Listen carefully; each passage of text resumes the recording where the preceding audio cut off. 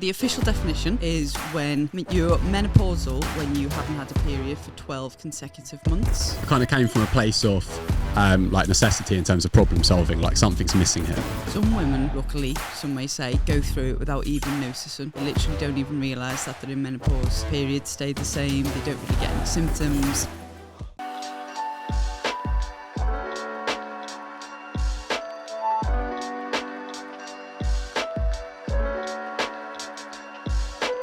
Thank you so much for being here today, Katie. I really appreciate your time. This is obviously a really important topic. Be completely honest, it's not one I know a massive amount about. Over the years, I've not ended up having too many clients myself that have kind of been around that age, just appeal to a slightly younger demographic. So selfishly, I'm very excited to learn from you today as well. So thank you very much for being here. You're very welcome. Thank you for having me. Thank you. I guess let's start by just telling the listeners a little bit about yourself, kind of how you got into the industry and maybe where the female health side of things has come from. Yeah, sure. So I've been in the industry for 20 years. I know, don't look that old. It's good Botox. Not that I recommend it. And I used to play sport for Everton ladies, so I've always been in sport, various sports, but football was my thing. Always done personal training, did a little bit of management. My background is in nutrition, specifically from university. I would say that I started supporting women through menopause because I realised that most of my clientele were actually of a menopausal age. I've been doing it for about 6-7 years now, just for menopausal women, and I wasn't sure, like everything that I'd learned throughout the years wasn't really working. There was something else going on, so I started looking into exactly what happens to a woman's body as she gets older. Started working with endocrinologists when I was out in Dubai, and then I figured actually there's some different things going on here. I need to adapt my training, my approach, my nutrition, psychology aspect. And since I started doing that, then I realised that there wasn't many people doing it before it actually all took off. I think it's been pretty heavy in the social media in general for the last 2 or 3 years, but back then it was a very taboo topic. So I started doing it, changed my ways, got some better results, and here we are. Oh, amazing. So it kind of came from a place of necessity in terms of problem solving, like something's missing here. Yeah, exactly. Because as I say, the things that, eat less, move more, like it was back then, wasn't really working. For the menopausal clients, there was a lot more things going on, and then they were experiencing things, skin changes, gut health, nails, hair, moods. There was so much more going on, and I was like, this doesn't make sense. Yeah. So I started looking into it. Yeah, fantastic. I mean, if we're going to have a conversation around this, it's probably good to start with a definition. So, talk me through that. Okay, so the official definition is when you're menopausal when you haven't had a period for 12 consecutive months. So, and for some women that can be 11 and a half months, and then they have a period, and then the whole cycle starts again. Okay. So the clock will start again. So that's the official definition, but you can be in perimenopause for a good 10 years before it. So that can be anything. Women always everyone associates it with a more mature age of condition. So 30s, 40s, 50s. But I've worked with women who are in the 20s who are menopausal, sometimes because they've been going through some form of treatment, like cancer, or they've had some kind of health condition which has forced them into early menopause. So it's not necessarily associated with a more mature woman. But perimenopause is 10 years before. The official menopausal age in the UK is 51, 52, the average age. Okay. And then after that, you're postmenopausal. So you're actually only in menopause for a day, which is when you switch from 12 months, and then you go either peri or you post. That's really interesting. I never actually thought about it that way around. Because I knew the definitions, but yeah, when you actually think about it, that does mean that you're only menopausal for a day. Yeah, you're either peri or post. Yeah. There you go. Yeah, okay, cool. That was great. Tell me a little bit about what are the hormones that fluctuate here, and what's kind of happening to those levels for women to experience these symptoms. So if I could say, if this one goes up and this one goes down, then the world would be a much easier place. But it's definitely not one size fits all. Like with most things, health and fitness and medical, the 3 main hormones are estrogen, progesterone, and testosterone. And testosterone is equally as important, and which a lot of doctors or medical professionals discount because they think it's a male hormone, but it's definitely not. And eventually, over time, I would say as you're going through menopause, that they start to decline. Estrogen will start to decline, but it's not just it goes down, it flatlines, and then it settles. It's up, down, up, down, up, down, and it's completely different for every woman. as is the progesterone, as is the testosterone. Some women's stays higher for longer, some will go up, go down, go back up. So like with most things, you need to see where that woman is at specifically, which is usually done via blood tests, regular blood tests. But they're the three main hormones. As for when they go up and down, there isn't anything really. Just eventually, as you become post-menopausal towards your 60s and 70s, they will all settle down eventually. But how they get there is different for every woman. Are those kind of variables, fluctuations, I guess obviously across the cycle and between women, is that what part of the reason why there is a lot of misinformation out there and why women experience menopause so differently? Absolutely, yeah. Some women, luckily, some may say, go through it without even noticing. They literally don't even realise that they're in menopause. The periods stay the same. They don't really get any symptoms. A lot of people used to say it's kind of similar to whatever your mum went through. So speak to your mum, see what happens with her. But that's not necessarily true, because your mum, although similar genetics, completely different lifestyle, background, history. So then it's not necessarily you're going to go through it at the same time as your mum. Like they used to say with puberty, they kind of say it's the same, but it's not necessarily, because you're a completely different person. Yeah. So if we knew exactly how it was going to go, we could say, do this, don't do that. But it's definitely not the case. Unfortunately, you've got to deal with the person that's in front of you at the time and whatever symptoms they're presenting with. And women can go through the first 5-10 years breezy, and then it can hit them all at once. Or they can have a first half of a difficult perimenopause and an easy postmenopause. I mean, we know that the bodies are like complicated things in themselves that change every second of every day.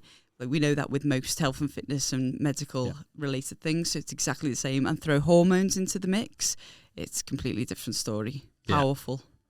What are some of those symptoms that women might kind of experience? Like, what could this potentially look like? Well, you've got, if you think about it, you've got hormone receptors all over your body. So it can literally affect anything from your skin to your hair, to your teeth, to your nails, to your heart rate, to your gut, to your mood, your libido. It is literally anything. And as I say, some women can present with, if you Google it, they'll say like there's 34 symptoms of menopause, but there's not. There's definitely more. Some women might get 1 or 2, some might get 60 symptoms, and they change every day. They can be breezing through it and think everything's gravy, and then it just hits them. And also, what I was going to say, it's just man's gone blank. That's all right. Let me know when it comes back to you. I can kind of just skip that bit. I think that's really important to know, because I think my kind of understanding was a little bit like, okay, there's this like more typical menopause symptoms, right? And obviously I always appreciated individuality and people experience it differently, but you kind of go, okay, you might have some issues with mood or, regulating your body temperature or sleep, and you maybe don't quite appreciate that how wide and varied those symptoms could be. And I think that's really important for women to understand, isn't it? Because they might be like, okay, well, I've got these symptoms that are cropping up now and I don't know why, and actually that might be related to their menopause and they just had no idea. Exactly, yeah. And nowadays it's talked about more and more. It's excellent, because women were going through menopause and they didn't actually realise it until they hit the 50s and 60s. They were like, I've been going through this in my 30s and 40s and I could have had a lot more help and support and guidance, but I didn't realise it. So now we're getting to the point where women are actually talking about it in, the late 20s, the early 30s. They're getting themselves physically, emotionally, mentally strong and stable as possible, because the more prepared you are, the easier generally the ride will be through menopause. But I would say that what I'm conscious of and I can see happening already is, because it is taken off as a big subject, it's going to go the other way, whereas people are going to say everything is to do with menopause and they might miss something super important. So I always say to women, don't just assume now it's your menopause. If you've got something going on, go to your GP, get your, go for your regular checks, your mammograms, your smears. If you think something isn't right, do go get it double checked. Don't just think, oh, it's menopause and carry on. So we could go the other end of the spectrum over the next couple of years. Let's see. Yeah, I mean, that's such a great point. The fitness industry in particular loves to do that, doesn't it? Just that pendulum swings from one extreme to the other, where it's like something's not spoken about at all, no one really knows about it, and then all of a sudden it's like everything is because of this. Yeah, exactly. So that's a really fantastic point. Something you just said there which was interesting, which was like preparing for menopause. I think that's something I've seen actually recently. I've had a few female clients start working with me again that I had quite a few years ago. They're potentially coming up to that like perimenopause age now, and they were like, look, when you tried to talk to me before about my cycle or this or that, I just wasn't interested, and we never really kind of got into that. And now they're asking me questions about it because they're like, oh, this menopause thing's coming up, and they're literally saying that, like, is there anything I can do to kind of prepare for it? Which obviously I think is amazing, and as you said, it shows that there has been a shift and people are willing to talk about it, which is brilliant. So what are potentially some of those things that women can do to kind of prepare for a slightly easier, if possible, menopause? And I obviously appreciate that it's probably going to look different women to women, and you probably can't say do this and it will definitely help with menopause, but is there anything that you might be looking to have clients to do to make that menopause a little bit easier? That is a topic in itself. If I could say it in a few sentences, then I'd be a rich woman, wouldn't I? So basically, like I touched on before, getting yourself physically, mentally and emotionally as strong as possible, but that is just such a generic statement for everyone. So the lifestyle thing is obviously going to be super important, as it is for most general population as we get older, to get your regular exercise in place, to get your nutrition in underhand. Whether you seek support with it or you do it yourself is completely up to you. To stay in touch with your doctor, to get regular blood checks, so whether that be every 6 months or 12 months maximum, to see exactly what is going on, at what point you are you peri, are you post, are where your vitamins and minerals. I think doing all the same things, but they become a lot more important because they will help you with your symptoms. There's a lot of research on the benefits of exercise through menopause, especially for vasomotor symptoms, so your hot flushes and your night sweats, which are two of the biggest problematic symptoms. So there's a lot of research to support that it will help that. But as for, which we'll get into in a bit, training volume and specificity of exercises, that's still very new. There isn't a lot out there in terms of research. I would say to get some form of support, whether that be from your friends, your family or your doctor, be able to talk about it. So regular exercise, nutrition, support, blood tests, and some kind of accountability and support. Like there is quite a lot of research to show that the more accountable you're made and the more emotional support that a woman is given through menopause, they're more likely to stick to the exercise and nutrition side of it. Okay, great. It's quite generic, but it's just a lot more difficult to incorporate into a woman's life as she gets older. If you are around the average age of menopause, you've got a lot going on. Maybe your kids have left home, maybe they're in university, maybe you're questioning your career, you might be having some issues at home. It's just a lot. Yeah. And then you throw menopause into the mix and most women are just like, I cannot cope. I just can't. Yeah. I mean, the first thing I take from that is that, because potentially with this, like anything, it can appear quite overwhelming, right? But I think for anyone listening, if you are already trying to eat healthy and stay on top of your exercise, it sounds like you're already very much on the right track to doing everything you can to make menopause more manageable. Yeah, definitely. Just educating yourself on what it's about and not being embarrassed about it, to talk about it, because it's literally, a lot of women see themselves as I'm no longer a woman because I can't make children. But it's just simply the other side of puberty. We're okay to talk about that in school, but then everyone shies away from menopause. And I get it, I haven't been through it myself yet, so I can't speak firsthand, but it's inevitable. It's going to happen to a woman, every single woman. You might get pregnant, you might not, but every woman will go through menopause regardless of the age, whether they've had a hysterectomy or not. So how can we not be talking about it and educating ourselves and supporting women through it? It's crazy. Yeah, I think something you just said a second ago, which I'd not really put much thought into, was you said that there's some research to support obviously more, that having more support, more accountability, and general probably having people around to talk about it actually helps with menopause. What does that maybe look like if you are a woman that's like, I'm about to go through it or going through it?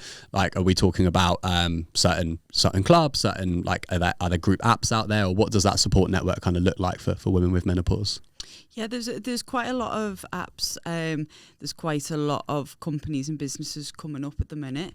You've got Dr. Louise Newson is one of the leading menopause specialists. She has a Balance app, which is great for support and education and finding out what you can, like in terms of the medical field as well.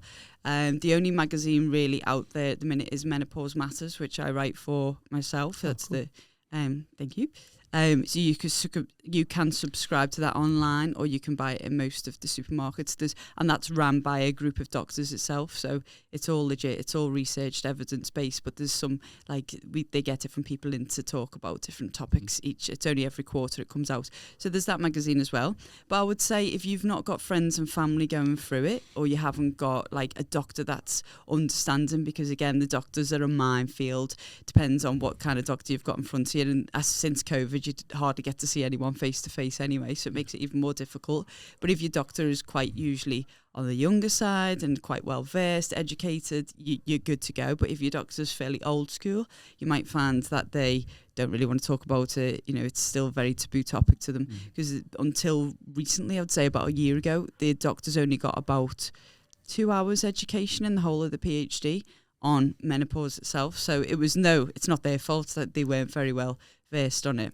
That's crazy. It's crazy, isn't it? But it is slowly changed, and thanks to all the work in the media and all the work that they've done with the petitions and stuff. So that's awesome. That's great piece of work to come out of it. But if not, I would honestly say that the research itself talks about therapists and psychologists. So the more you can get involved in that, if you've got the funds to do so and you've got the right contacts, then you're more likely to have an easier time through menopause. Yeah, brilliant. I think that it's wild hearing you say that, because obviously, as you've said, every woman's going to go through it. So that's, over 3 billion people worldwide. But only up until recently, doctors have received more than 2 hours of training on it, which is, that's mind blowing. It is crazy, but it's going in the right direction. Yeah. It's changed. That's the main thing. Let's focus on that. Yeah, perfect. I think that was going to be one of my questions, which you've kind of part answered already, which is I've got quite a lot of clients that are talking to me about it and their doctors aren't particularly interested.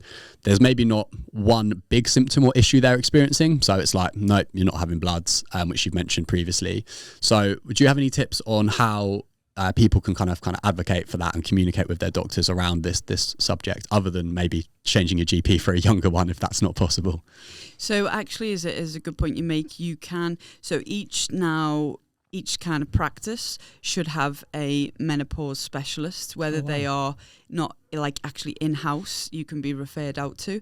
So you can legally say, I want to be referred to a menopause specialist, which I've had a lot of clients do, and they can then be referred to another NHS practice or to a private medical clinic. And I've had this plenty of times. I've had it happen, and you just have to have the confidence to say, listen, I want a second opinion, or a third. You can say it to the GP receptionist or to the doctor itself. So, but unless you want to go private and pay for yourself, which you're more than welcome to do, you can ask to be referred to a specialist, and then obviously you're getting the best care and advice.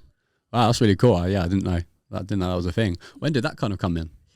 2005 it started, and then 2 years ago they wanted to have a specialist in each practice. It's all in, one of my go-to things is in the NICE guidelines. So if you just Google NICE, like NICE guidelines for menopause, it'll come up. And I often say to women to take them with them if they're feeling nervous or scared about the appointment with the doctor, and just say, this is what it says, this is what I'm legally allowed. So, and then they usually, it's pretty easy from there, to be honest, with the doctors. Yeah.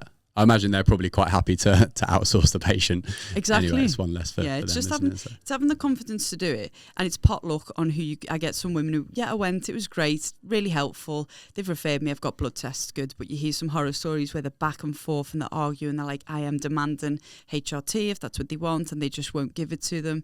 And then that's where I say, listen, I would refer out, or I would, if you've got some kind of present or birthday or Christmas or some kind of bonus coming up, I would put your money into a private appointment, because you can actually go private. You're looking at, I work with some of the clinics on Harley Street, and you're looking at anything from £200 to £500 for the initial, which is a lot. But say if you're on the lower side, 200, I said it could literally change your life and how much you spend for a weekend or when you're going away.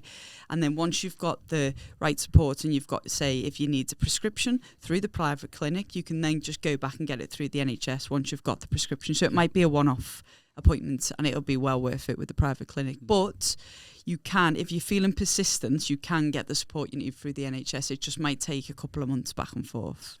I think that's a really great point as well. I think a lot of people think once they're private, they're committed to private. If they don't know that obviously you can go private and you can pull that kind of back to the NHS, and it doesn't need to be an ongoing cost. So I had to do that myself with a couple of MRIs. That's a really, really great point. Yeah, it's awesome. Yeah. But it might be worth it. It depends on what state you're at. I'd give the NHS, your GP, a go first. So you might get the answers you want, but if not, that's always there. And some people think it's going to be thousands. It's not. It's not really. It's expensive, but it's worth every penny. Yeah, brilliant. You touched on HRT. I think that's a really interesting topic, which obviously definitely goes off into some very personalised rabbit holes, but just kind of as a bit of a general overview. I think the conversations I have with my clients is a lot of them are like, don't want to consider that. I've heard some horror stories. My friend put on 20 pounds overnight, or maybe just feel like it's a little bit of a cop out or a cheat. So I'd love to kind of know, firstly, like a little bit of the definition of HRT, how that's maybe going to work, if that's okay. And then what are your thoughts on clients considering that? So you have to be very careful here, because we get touching into the out of your remit. That's hence why I work with the doctors, because I'm very conscious of, although I've educated myself over the years, it's out of my field. But I will give you a little overview without going outside the remit. So obviously HRT, hormone replacement therapy. So you're essentially putting the hormones that are declining back into your body. Now, if we're going to be frank about it, that is the only way to, if you want to say fix or settle down the symptoms, fix menopause, is to replace the hormones that are rapidly declining. So all the things we talk about holistically, the lifestyle, the diet, the mindset, psychology, support, it works for some people more than enough. It doesn't touch the sides of other people. So some people will say, I want to go down the medical route and put the hormones that I'm missing back in my body.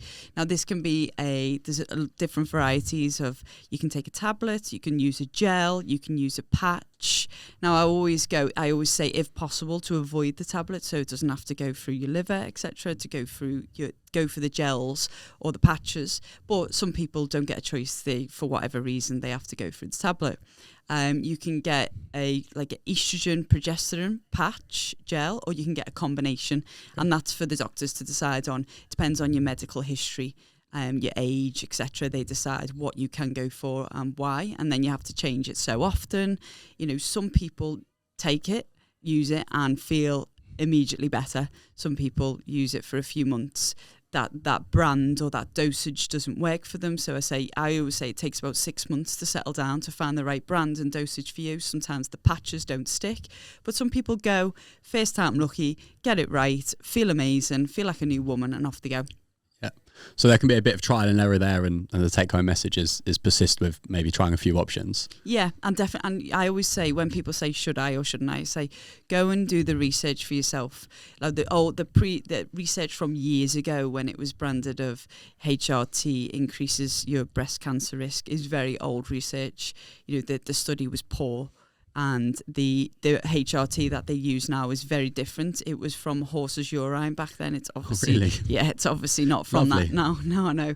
And the actual, what people don't realise is, being overweight or smoking, you've got a higher risk of getting breast cancer than if you're on HRT.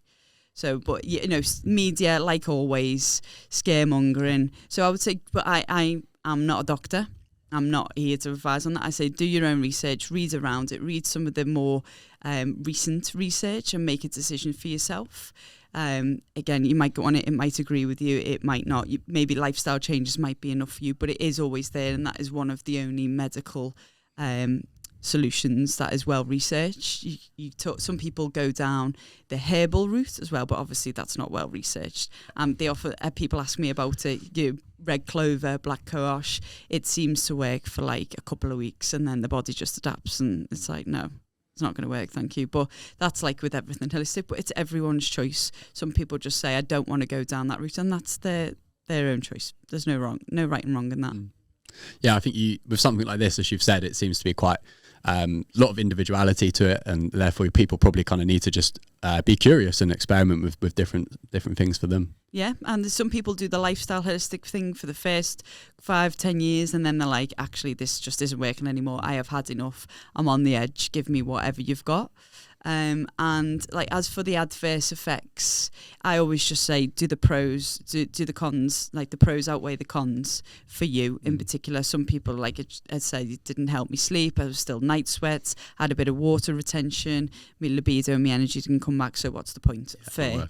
Yeah, but some women are like, it is the best thing I've ever done. My mum, actually, because by the time I started getting into this, my mum was coming up to 59, 60, which is on the later end of the spectrum. And they say really not to start it after 60. But she went, and she's fairly fit, healthy woman. You know, she didn't have many past medical conditions, so she actually went on it at 60. Okay. And she said it was the best thing she ever did. But that's for her own individual case. The hot flushes stopped overnight, and her emotional state was so much better. So never say never in terms of it being too late. And then you also get a lot of people saying you can only go on it for 5 or 10 years. There's no research in that. It's individual case only. And just as long as whilst you're on it, you go and still for regular blood tests, which should be via your GP. They should invite you back every so often just to make sure all your levels are like normal, and to still go for your mammograms, your smears right throughout it. None of that can be discredited. It's not like you're on HRT, you're good to go. You need to still take care of your body.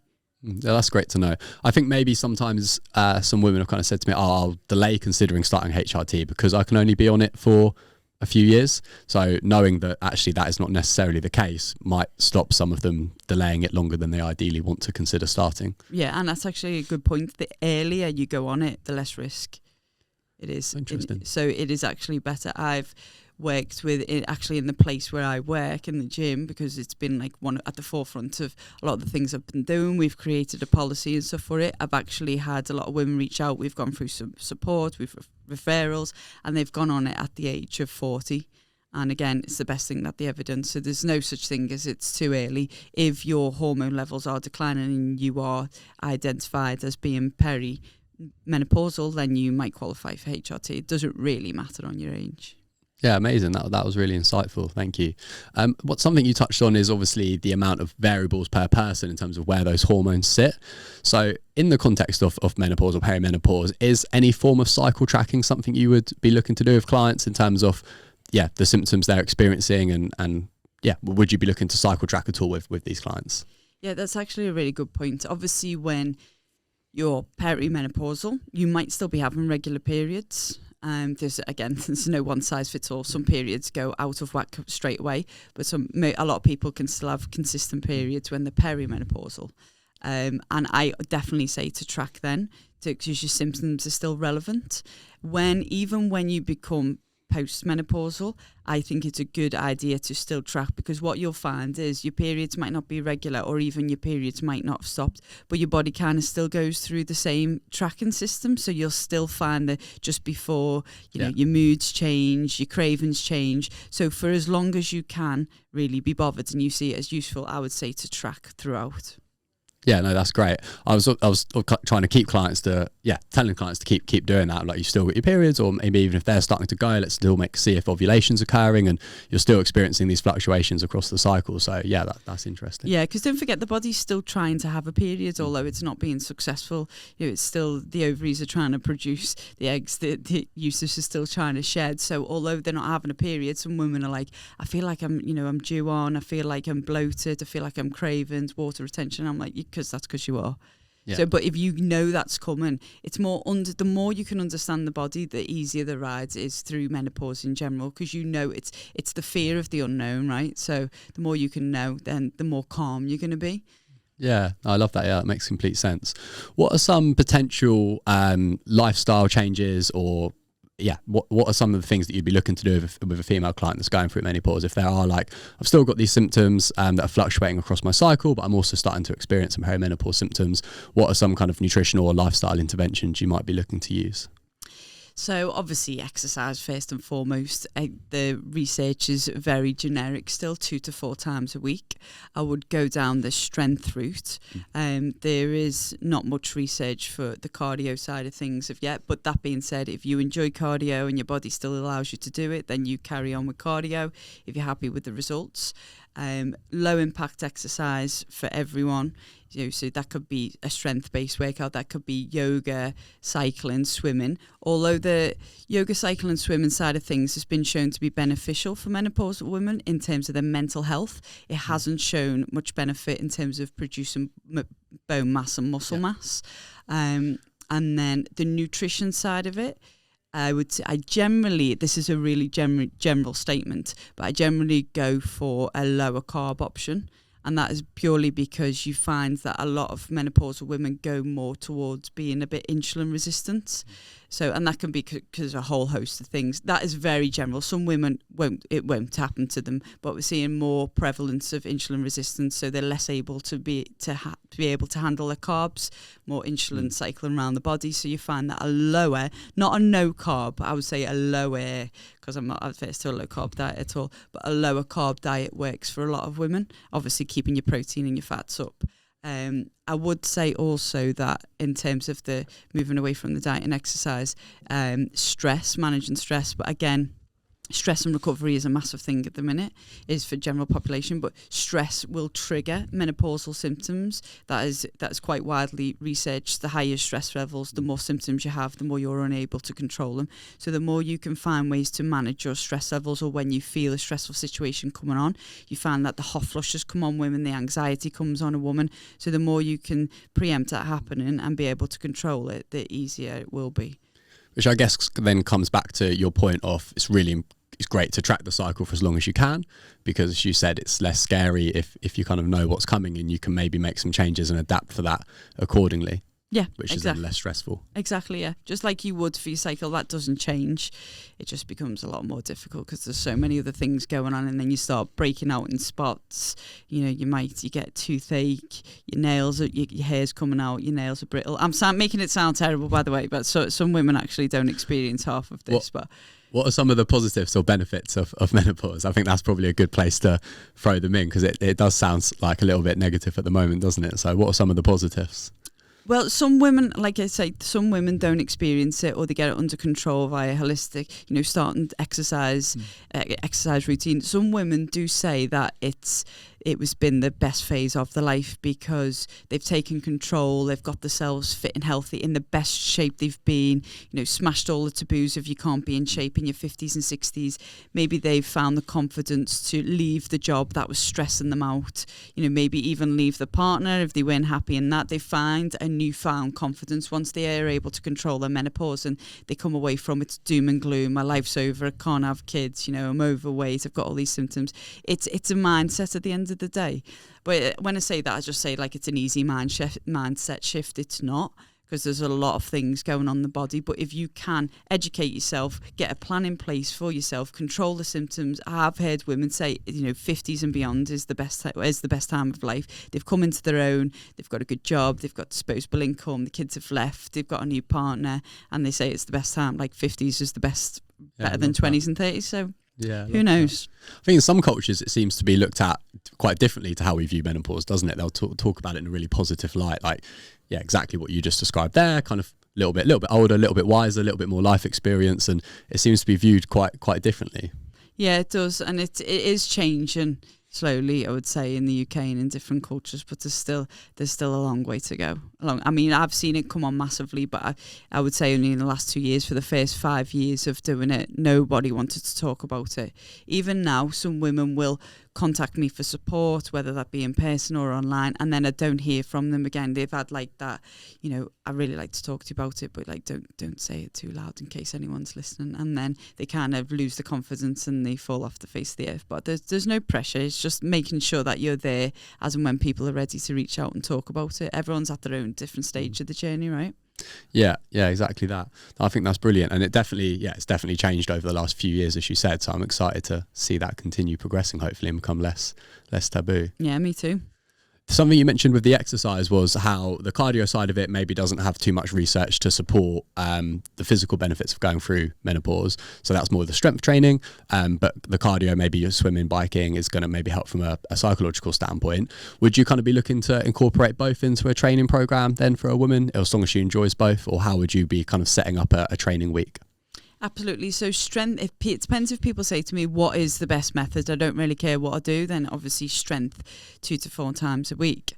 If they can incorporate it, if they're willing to, then I would say it's still good to get the heart rate up and do some kind of cardio.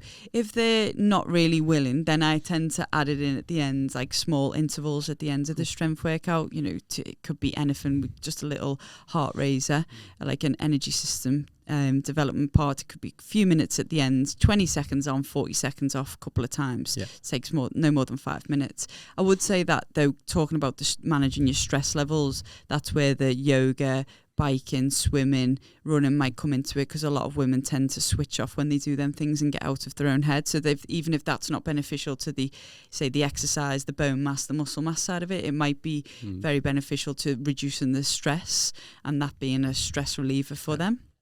And I would say, as with, to be honest, general population, but it's no different for menopausal women, that people don't realise before, as you get older, you lose your strength. So we're losing bone mass and muscle mass quicker than we can actually repair it.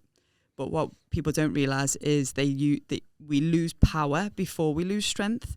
So implementing some kind of power element to the programming at the beginning of the session is hugely beneficial as well. Oh, amazing. Yeah, that's really great to know. What would that kind of look like in terms of exercise selection? Because I imagine maybe if someone is a little bit older, there might be certain movements that aren't going to feel great on their joints potentially. So what would some of those exercises look like? So I've actually just wrote an article on that for Menopause Matters. So if Amazing. you go, plug that. if you go and it's not out yet, it won't be out till next month. But it's on the importance of power through menopause. But I know it's a bit of a strange terminology. Really, people are quite associated with strength, but power is like, what is that? Essentially, you do it at the beginning of your workout, so you're still fairly fresh, and you can be anything 3 to 5 sets of one exercise, and you tend to be on the lower end of the rep range, so anything from 3 to 6, maybe 8 maximum reps. You don't use anything particularly heavy, because what the definition of power is moving something as fast and hard as possible. So it doesn't have to be like a heavyweight, that it'd be counterproductive really. So if you can be anything from like a kettlebell swing to a march to a drop squat to a jump squat. Anything can be moved in a powerful way as long as it's not too heavy and it's on the lower end of a rep range. Good one is always, and a good stress reliever is like a medicine ball slam. Yeah, so pick it up and slam. Everyone loves a slam. Always makes you feel better, especially get you going, get your workout going. But if anyone's interested, I would recommend getting the next Menopause Matters magazine subscription, because there's a full article on it in there. Yeah, perfect. This will probably be out roughly around that time, so we'll make sure to get the link in the comments. That sounds really interesting. That's not something I'd ever heard. So it's always like, you've got a lot of female clients and they've got the nails on. They're like, I can't do slams. And then like whenever there's a little gap and they don't have nails on, I'm like looking, I'm like, amazing, we've got slams in today, and they love it. So yeah, that's a great exercise. They always feel better after a good slam. Yeah, everyone loves throwing the med balls. I would say something that you mentioned though is in terms of if a woman has got some form of osteopenia or osteoporosis, any inclination of a bone disease, then you would go low impact. I wouldn't give them anything that involves like a jump squat or a drop squat. But low impact exercises is still going to be beneficial for them to help them build the bone mass and muscle mass. But if you've got any kind of link towards that, or any doctors mentioned it, then obviously seek advice first from someone who knows what they're talking about, but don't go impact exercises if you've got that going on. Yeah, that's really great advice. That's really useful. Are there any other exercise considerations in terms of maybe exercise selection, or just like zooming out a little bit more, like bigger picture program design stuff that you'd be looking at with menopausal clients? So aside from everything that I've said in terms of including the power element, strength being the most beneficial one if you've got the choice, there's not, and as I mentioned at the beginning, there's not much research at all. I keep looking, I check every other day for research papers. People contact me a lot and say, especially coaches, and say, which sites can I go to? And I don't have a lot of advice for them, because I tend to just read research papers, because it's still very new in that sense of there being a go-to site where it's reputable, evidence-based, they know what they're talking about. So in terms of exercise selection, it's very individual. I would say to include some pelvic floor stuff, because similar with pregnancy, the pelvic floor can weaken. It depends on the person in front of you and what their mobility and their strength, where they're at. And in terms of rep ranges, there was one research paper, I can't remember the name of it, the years, I have to dig it out for you, but they said they were looking between the 12, in terms of sets, they were looking between the 12 to 16 per each day, no more than 12 to 16 sets. go the middle range 10 repetitions just to be safe. But again, it's some women wouldn't need this. You could just treat some women like a complete general population. And the last part of the paper was to say you might need 30 to 60 seconds extra on rest. But that's just, it was one research paper. It was a small cohort. It's very early days, but that's what they come up with. 12 to 16 sets, 10 reps is your best bet, and 30 to 60 seconds extra rest if the woman needs it. Something else which I just want to mention while I remember was something that I use with most menopausal clients is HRV tracking, so heart rate variability. So this will then tell you how ready they are for exercise, how ready they are, how much they're able to handle the stress that day. So I'm a big fan of tracking it each day. So then when the woman comes, I'm able to adapt it according to what a HRV number is on that day. So then that shows that it's relative, because I might have to use some of the things I've just mentioned, or we might be good to go and push forward. Yeah, that's really interesting. I think with HRV, is that something you use more with menopausal clients? And if so, why? Or is that something that you kind of use with clients across the board? I definitely use it with clients across the board, but I think it's more important with menopausal women, just because if you tip that stress level of them not being able to handle the stress of the exercise and recover properly, it can really affect their symptoms. So if they're up for it and they aren't, fearful of data tracking, and they've got no history of going too far along the other side of it, because people can become over obsessed with things. If they haven't got a history of that, then I will recommend it, and then be able to adapt the program accordingly. But for everyone, I think it's great. I do it myself. I have done for years. I think the research is growing on it. But for menopausal women, absolutely.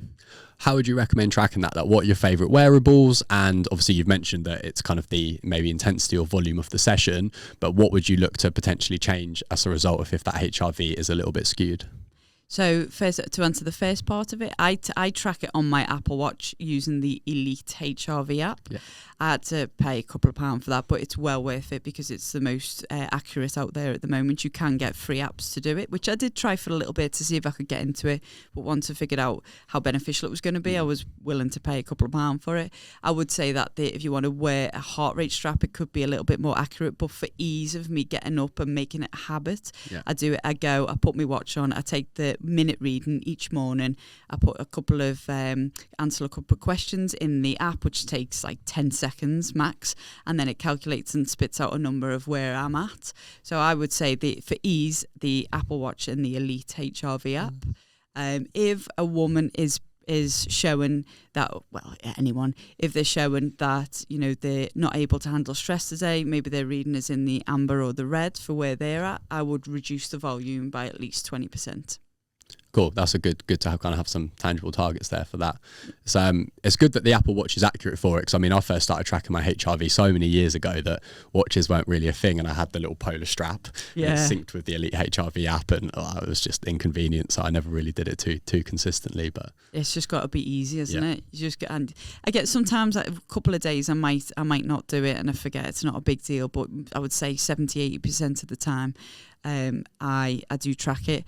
Do I take note of it all the time? Sometimes not, because it's an algorithm, right? It's a formula. It shows that your body is probably it doesn't show that you can't perform on the day. You might be able to push through and get a PB, but it's just going to show that you're not able to recover as easily. So maybe you might be able to still have a good session, but you might need a longer recovery, or you might need to factor in a few more things recovery-wise after the session. That's what it shows if your HRV is lower. Cool. And that 20% reduction that we're looking for roughly, do you kind of do that from total sets in the workout, or do you reduce the RPE, or what does that kind of look like? A bit of both, really. Again, it depends into the client, the psychology of it, right? Some of them are like, don't, even though it's bad, don't alter anything. I still want to get a good workout, so then I'll go for RPE. They don't make sure I still do the same weights as I always want to do, so then I'll reduce the reps, Or it depends on, ideally I would just reduce the number of sets and try and keep the weight the same, but client dependent, sometimes you have to work around it and it's all about giving them a little bit of what they need and a little bit of what they want. Yeah, no, yeah, I'm glad you said that, because there's sometimes where I try and get clients doing a little bit less and they're not happy. So you've got to meet them where they're at. Find another way to do it. Yeah. Yeah, that's really interesting with the HRV. It's something that how many clients do I have tracking that at the moment? Yeah, not many. So I think there's a few women that are kind of coming up to that perimenopausal stage that would probably benefit from having that. So as I say, just because stress is so important through the menopausal journey, and to be honest, I haven't come across, when women come to me, they're fairly desperate, right? They've probably tried, different coaches or been to the GP, so they come to me and they're willing to try anything. So it's quite easy to them. I'll say, the things that I go to are this, and this, and they're like, yeah, done. Consider it done. With the HRV, if a client doesn't have great HRV, if there's not a lot of variability there, like what are some interventions that you might use? Maybe like, is there stress management techniques, or do you kind of ask them about their sleep, or what would you look to do with a client if their HRV score wasn't great? Yeah, again, it's like similar to the general population, right? It depends what you're into. What is your go-to stress reliever? Because most people go to meditation or yoga, and for me personally, I can't sit still in a room for yoga for 45 minutes. I'm away thinking of a million different things. I've had some women that are like, me going swimming is my meditation, because it lets me get out of my head. I can't hear anything, and it calms me down. So I would say there's no go-to for in terms of stress reliever. It's just about getting to know your clients and what works for them, what chills them out. Is it going for a walk? Is it calling a friend? Is it reading a book? Is it listening to music? Because absolutely, if the HRV is low or poor, then they need to work on the stress relieving techniques. And I would say, I forgot the second part of your question. Just interventions around if HRV score wasn't great. So yeah, sorry, and you said this sleep. Yeah, so because sleep can obviously influence that, right? So is that something you talk to clients about? Well, sleep is actually it's a tough one with menopause, because one of the most common symptoms is hot flashes and night sweats, and that is inevitably going to affect your sleep in a negative way. And obviously, then when you get a poor night's sleep, you wake up, you're feeling anxious. The last thing you want to do is exercise and eat a healthy, balanced diet, and talk to a friend about it. You just want to get through the day and survive. So sleep is paramount. Obviously, we all know that sleep is paramount in recovery in terms of losing weight. It's shown that the people that sleep more, easier to lose weight, easier to keep it off. But again, for me, and that's probably me being biased because this is what I talk about all day long, it's even more important during menopause, having that sleep routine. And sticking to it, because it is going to make you, reduce your symptoms and have less night sweats and be more energetic. But that's tough when you've got 4 kids around you, a full-time job, and, maybe a difficult relationship. Your sleep routine isn't going to be first and foremost at the front of your priorities. But I would say that, in them moments that you have a good day and your symptoms are less and the kids aren't being so problematic, or maybe you get a different job, then that's the time that you really dial in and focus in and be like, it's time for me. What am I going to do about it? Let's get a plan in place. Don't try and do it all at once when everything's up in the air. But when things settle down and you do have them good days, weeks, months, then it's time to focus on you and get the right support, educate yourself and get a plan in place. Yeah. And I imagine it sounds like, even if it's not something you're particularly struggling with right now, going back to what you touched on earlier in terms of preparing for it, it's probably good to be like, okay, even if I'm sleeping okay right now, I don't really have any sleep related symptoms right now for menopause. If I do just want to put myself in the best position possible to minimize the symptoms that are coming up, maybe now is a good time to focus on that sleep routine. Exactly, yeah, and that goes for everything. Now's the time as ever, right? It's never too late to start. It's never too early to start. I would say if you can start in your 20s and 30s, educating yourself, getting a plan in place, you will thank yourself in your 50s and 60s. It's so difficult now to educate some women who, back in the day, their like form of exercise was Jane Fonda exercise, wasn't it? Like getting your leg warmers on and doing a few high kicks. So now when you get to get them into a gym environment, especially some of the gym, the gym that I work at can be very overwhelming, very male dominated. Yeah. It's tough to get them in because they're so different to what they've ever known. And that's why I there was a lady that came to me in the studio that I used to work at, and she was menopausal and she didn't have any support. She didn't know what was going on, and she said that the towels didn't fit her in the changing room, She wasn't able to wear it because it wasn't big enough, and she was going from gym to gym to try and find towels that fitted her. And I went and ordered some larger towels and gave them to her the next time she came in, and she stayed with us forever. I still speak to her now just because of that small gesture of someone trying to understand what she was going through.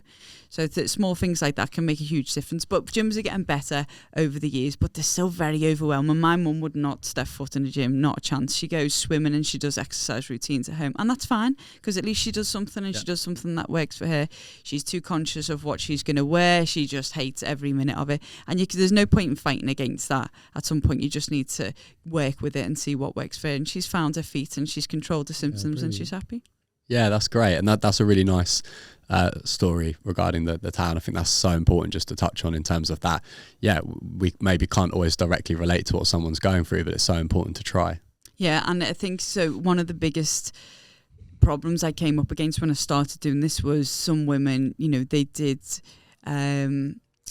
kind of react as, what do you know? You're only a kid. I mean, I probably, the listeners can't see, but I probably look younger than I am anyway. But that was, and I did, think a lot, what am I doing? Am I doing the right thing? Is this ever going to go anywhere? I'm trying to help people out the kindness of my heart, and it seems to get them thrown back in my face. But I was like, yeah, I might not have been through it, but I've worked with now hundreds of women that have. I'm well educated on it. There's no one else doing it. So you can either listen to me or not. I'm not like forcing it down your throat, but I'm here if you need me. And then when they gain trust and respect and they see that the things that I do actually work, then it settled down. But I came up against that a lot when I first started out. But now as well, it's been talked about more and people realise it's not just a 40s, 50s thing, it is a 20s and 30s things. I haven't really experienced it recently, which is good.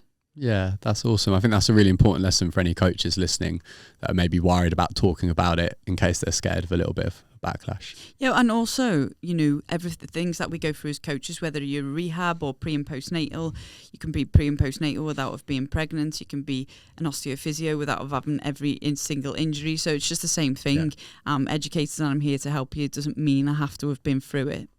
Yeah, I mean, that is the case with like most specialties, isn't it? Like menopause is the one where it does seem to be like you've not been through it. It's like, well, yeah, I've also never been pregnant. So exactly. It's just a very emotional time, isn't it? So we let them off. Yeah, 100%.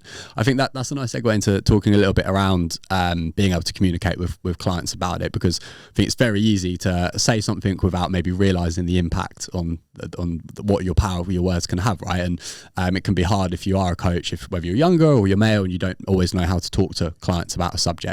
So one question we got in advance was around that, and it was just like, any tips on how I can talk to clients about it, ask them questions, be supportive, and ultimately not say the wrong thing. That's a tough gig to navigate. Yeah. I would say to be in the first stages, it's just to listen. And that is genuinely what most of the women want. They just want a rant and a rave and to be listened to.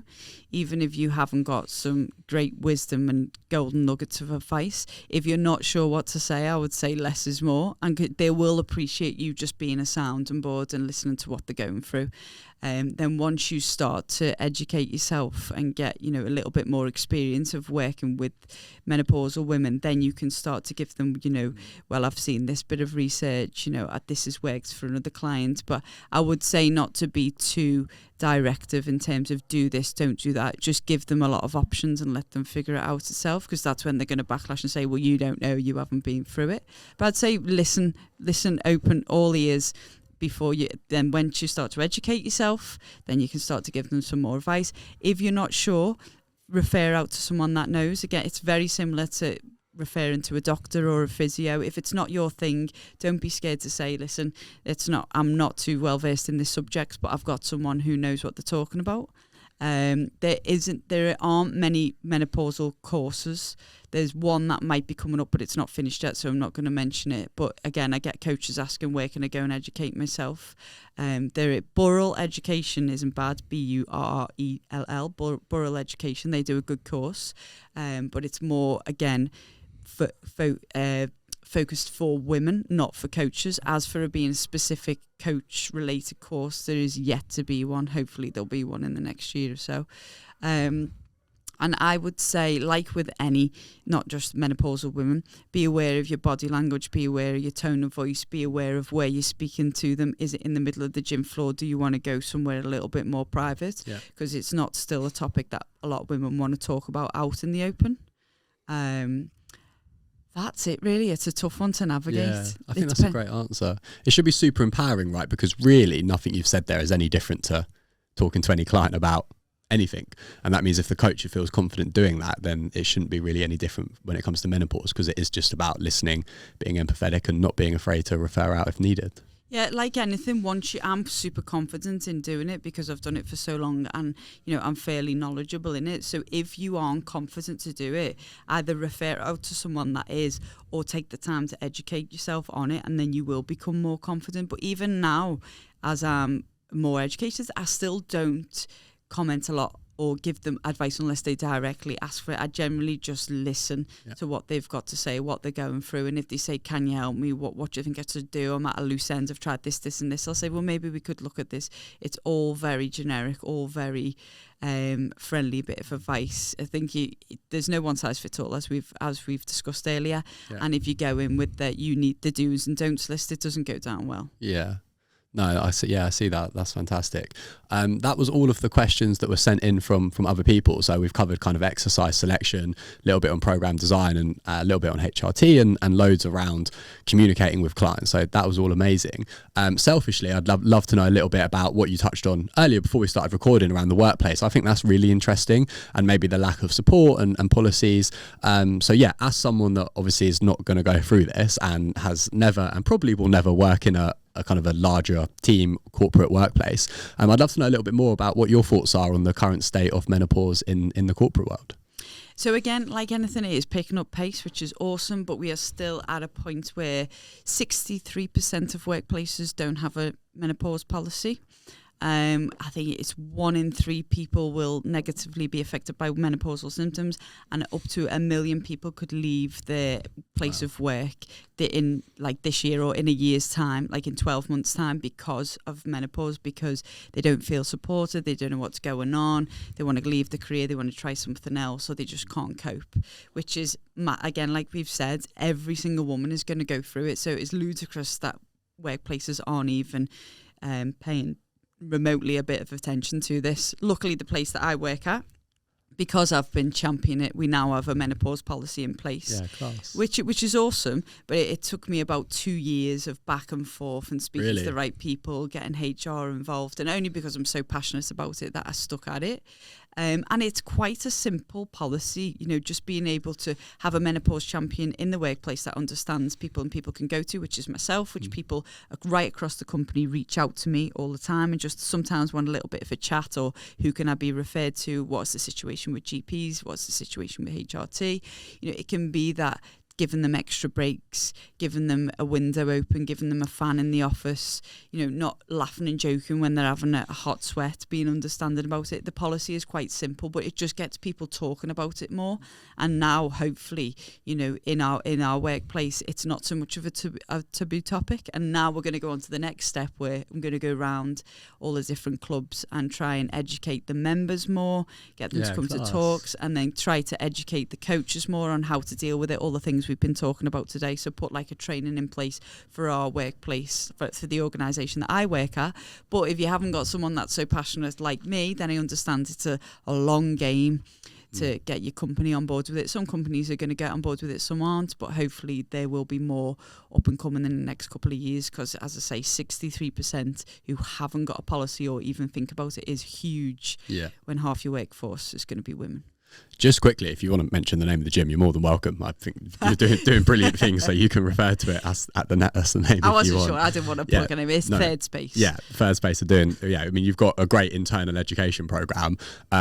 Obviously, I'm very much trying to do my, albeit very small part, to make the standard of the fitness industry a little bit better. So I absolutely love what Thirsdspace are doing. So yeah, plug away there. Yeah, and on the education, that will be part of that. So we have feedback from the the PTs that it's very male dominant education. It's all very strength and conditioning, heavy lifting, etc. So they fed back. They wanted more women's health education this year. So we've started the pre and postnatal, and then the next part of it will be the menopausal education, which is next level in terms of what we're offering for coaches. But I know that we're in a position to be able to do that. But yeah, that's so cool. No, yeah, you're doing great stuff there. I think there's been quite a few female health related talks there that I've seen on people's stories this year inside Thirsdspace. Yeah, it's slowly picking up pace because again we listen to the PTs, that's what they ask for, and there is a massive gap in the industry in general for it because there's not a lot of go-to places. You can't just go and do a course and then teach it. You've got to be passionate about it because you've got to constantly read and research and kind of put your own course together, which is what we've done. So we're able to offer that to the PTs, which is excellent. Yeah, incredible. Just kind of going back to menopause in the workplace and kind of the economy. Obviously, not that we should care about this purely from an economic standpoint, but I mean, I've seen some headlines and some stats talking about very large numbers that would be added to the economy if proper menopause support was offered. So it does blow my mind that businesses aren't caring more about it, even if they don't really care about their employees, even if they don't, not that that's obviously right, but purely from an economic standpoint, it does seem to pay massive dividends if we do have menopause support and policies in place. So, I mean, what are your thoughts? Like, why is this something that's not really being addressed too much? I completely agree with what you're saying. I think it's because people are still scared to bring up the topic. I mean, still now as well, talked about as it is, well, educated researchers, when you talk about a period to, say, a male member of staff, they go into themselves and they're like, yep, whatever, just go home, do what you need to do.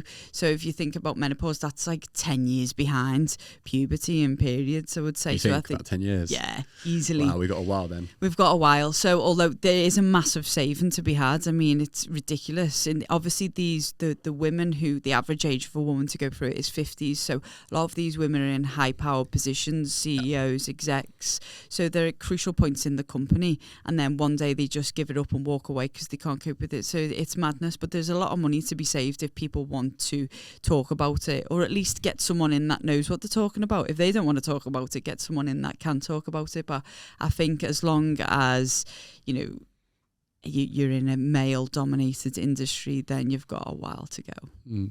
One common theme I've heard from a lot of the female health, the femtech kind of events we've been to is that needing male allies will be crucial in kind of like getting this to be a little bit less taboo, more accepted, more conversations around it, which I love because obviously I completely agree with that. But I think that I think I live in such a little bubble because I'm just like talking about like whatever to my female clients, and no one looks at my Instagram and goes, I don't expect to talk to him about this stuff. So none of my clients are working with me are like, why are you talking to me about that? So it's very easy to kind of forget that you're in this little bubble where like this is completely normal and we talk about it all the time. But obviously that is not actually how the rest of the world is, in particular in kind of that older generation. Yeah, but if it works for you and you do what you do and you do it well, then that's fine. But the more people we can get to talk about it, the better. And what a good point is, I think the last talk that I did on this was Alleviate in Excel a few weeks ago. Yeah. And in the female health, the menopause talk itself, there was a lot of men present, which was awesome. And again, it is slowly changing over the last year or two. And I always say to a woman, if you can get your partner involved, the more the better, because they need to understand what you're going through. And if they can support you, if they're in a position to do so, then even better. It's going to make your journey a hell of a lot easier. But again, let's ride the wave of menopause first, and then address the support and the partner. But it's paramount. The more you can, men can understand it, the better. If you are listening to this and you run a business maybe of any size and you've even got just a few female employees and you're going, okay, cool, I love the idea of having a menopause policy. Where do I start? Where can someone go for a little bit of support with that? There is a website, and I'll send the link. It's workplace.org, I think, /menopause. I can't remember it, but there's a specific website that is leading. They'll help you get a policy together for menopause, and awesome. they go into workplaces and talk about it, talk about the stats, talk about how to create a policy, how beneficial it'll be. So I'll give you that link, and then you can include it in the notes. Brilliant, thank you. I think Channel 4 also make all of their policies public. I don't know if you've seen that. No. So yeah, Channel 4 were, I believe, the first company in the UK to have a menopause and a menstrual cycle issue related awesome. policies, and that they're public. They openly say like anyone can look at these, use these, please do. And we've got Davina McCall to thank for that. She's a big champion for the menopause, doing all the documentaries for Channel 4, which is awesome. Some people are like, oh, they're in two minds about it, but the more we can talk about it, the better. I say, so good on it. Yeah, I agree. And then I think the lawyer that wrote them up at Channel 4, I believe her name was Fiona McAllister. So shout out to her, because it's pretty cool to let anyone use your work. So cheers, Fiona. Yeah, that's as you said, I think it's important, and I think more businesses will definitely shift and start looking at that. So hopefully. And it's not too, it doesn't take such a lot, because again, it can be super simple, short and sweet to begin with. Just being able to know who you can talk to and, be supported when you want to bring up the conversation. That could be as simple as where the policy starts. Yeah, incredible. If there was like 3 things that you wish all kind of women that are about to go through menopause like knew, or misconceptions that they had that you could change, what would those kind of like 3 things be? I would say that you will gain weight during menopause. Yes, a lot of women do, but also a lot of women don't, for all the reasons we've discussed, either because they're lucky and they breeze through it, or because they've got a plan in place and they've got a support system in place. So they don't gain weight, they might lose weight, they might be in the best shape of their lives. So it's not necessarily true.